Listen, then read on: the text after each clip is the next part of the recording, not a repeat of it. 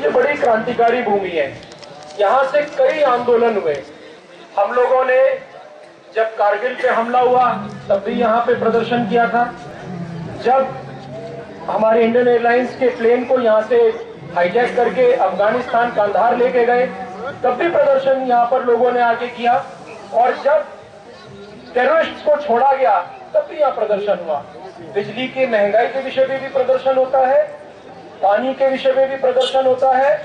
कई लोग नक्सलियों के हमले से जो हमारे फौजी भाई मारे जाते हैं, सीआरपीएफ के जवान मारे जाते हैं, उनके परिवार के हितों के लिए भी प्रदर्शन करते हैं। लेकिन मजे की बात क्या है कि दिल्ली सरकार जो यहाँ की गूंगी बहरी सरकार है, उसको हमारे प्रदर्शन और हमारे जज्बात समझ में नहीं आते।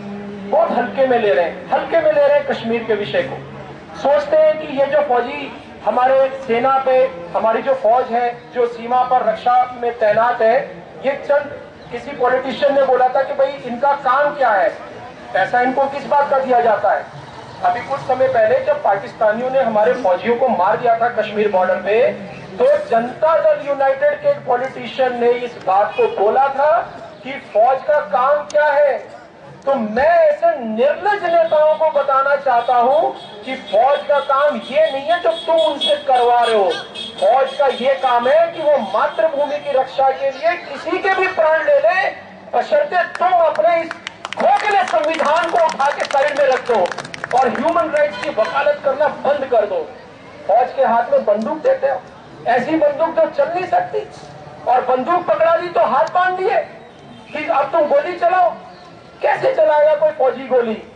और विशेषकर दुख की बात क्या है कि आज ये देश की जनता इस बात को समझे कि इस देश के राजनीतिज्ञों ने असली मुद्दे से ध्यान भटकाने के लिए एक नया प्रपंच रच दिया। जब भी देश में क्रांति का विषय आता है कि हमको कश्मीर चाहिए, हमको पाक अधिकृत कश्मीर भी चाहिए, जो पाकिस्तान ने कब्जा कर रखा है वो कश्मीर भी हमारा है, हम उसकी वकालत के लिए बैठे हैं कि वो भी हमें लाके दो। जब भी इस तरह की बातें उठती है, राष्ट्रवादिता की बातें उठती है, तो उसको आप जोड़ते हैं एक संप्रदाय विशेष से कि ये हिंदू लोग हैं, ये हिंदुत्व की बातें करते हैं इसलिए ऐसी बातें करते हैं। नहीं, ये मेरे मातृभूमि का विषय है, ये हिंदुत्व का तो प्रश्न ही नहीं है।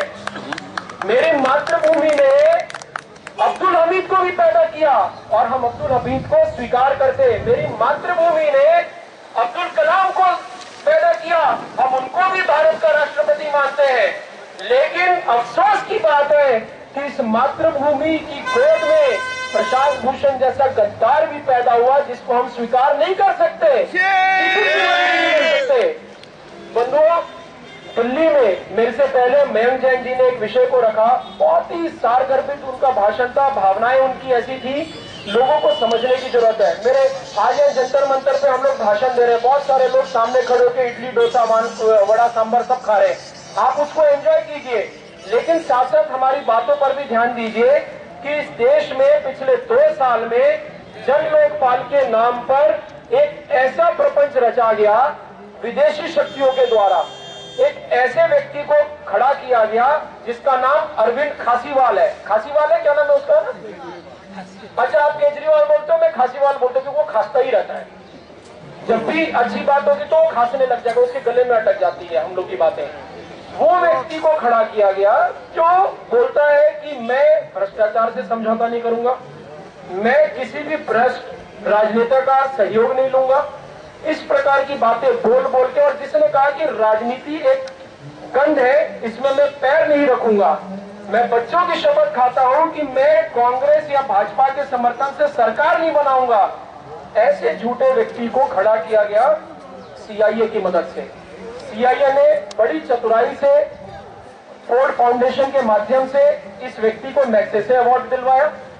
ये बड़े अचरज का विषय है कि 3 लोग जो जनलोकपाल से जुड़े, किरण बेदी जी, अरविंद केजरीवाल और मनीष सिसोदिया, इन तीनों को फोर्ड फाउंडेशन के माध्यम से मैग्सेसे अवार्ड मिलता है और यही लोग जनलोकपाल को लेके आगे आते हैं। इन तीनों में किरण बेदी जी एकमात्र ऐसी थी क्योंकि आईपीएस अधिकारी थी, इंटेलिजेंस को समझती है, वर्ल्ड पूरे विश्व में जो किस प्रकार से इंटेलिजेंस नेटवर्क भारत को बर्बाद करना चाहता उसको समझती थी, वो इनसे अलग हो गई। बाकी 2 लोग मिलके दिल्ली में आम आदमी पार्टी की सरकार बनाते हैं, मनीष सिसोदिया और अरविंद केजरीवाल, और ये लोग इस बात को लोगों के बीच लेके जाते हैं कि भाई भ्रष्टाचार बहुत है, शीला दीक्षित को जेल भेजना है, भ्रष्टाचार बहुत है इसलिए आपका बिजली का मीटर तेज आता है, आपके बिजली के बिल बहुत आ रहे, भ्रष्टाचार की वजह से आपको पानी नहीं मिल रहा। ये सारे वायदे कर करके ये लोग आपके घर में घुस गए। और मेरे भोले भाले हिंदुस्तानियों, हम लोग चीखते रहे, चिल्लाते रहे, ये कम्युनिस्ट है, ये नक्सलाइट्स है, ये अमेरिका के एजेंट है, ये आईएसआई के लोग हैं जो आईएसआई की मानसिकता को आपके बीच लेके आए हैं। आप कृपया करके इनको वोट ना करें। लेकिन अफसोस की बात है कि भारत में हम लोगों ने, दिल्ली के लोगों ने इनको वोट किया और केजरीवाल की सरकार दिल्ली में बनी। अपने नापाक मंसूबों को आगे बढ़ाते हुए इन्होंने कश्मीर के विषय पे इनका एक नेता प्रशांत भूषण बोलता है कि भाई वहां रेफरेंडम कराओ कि कश्मीर को भारत से अलग कर दिया जाए। उनसे पूछा गया कि अगर लोग बोलते हैं कि भारत से अलग हो जाए, बोलता मुझे कोई आपत्ति नहीं। कैसे आपत्ति नहीं हो सकती? एक व्यक्ति जिसका दिल इस भारत के लिए धड़कता है उसको बिल्कुल आपत्ति होगी। मेरा दिल भारत के लिए धड़कता है, आपका दिल भारत के लिए धड़कता है, उन करोड़ों फौजियों का दिल भारत के लिए धड़कता है, उनके परिवार का दिल भारत के लिए धड़कता है जो इस कश्मीर की रक्षा के लिए रोज शहीद हो रहे हैं। हम लोग कश्मीर को अलग नहीं होने देंगे। और प्रशांत भूषण और कांग्रेस के जो सरकार है वो इस बात को ध्यान से समझ ले। पाकिस्तान एटम बम बना चुका, हम पे चढ़ने की बात करता है। अरे आप उसके पैरोकार हैं। मैं आपको अवगत कराना चाहता हूं पाकिस्तान को और प्रशांत भूषण को कि एटम बम बना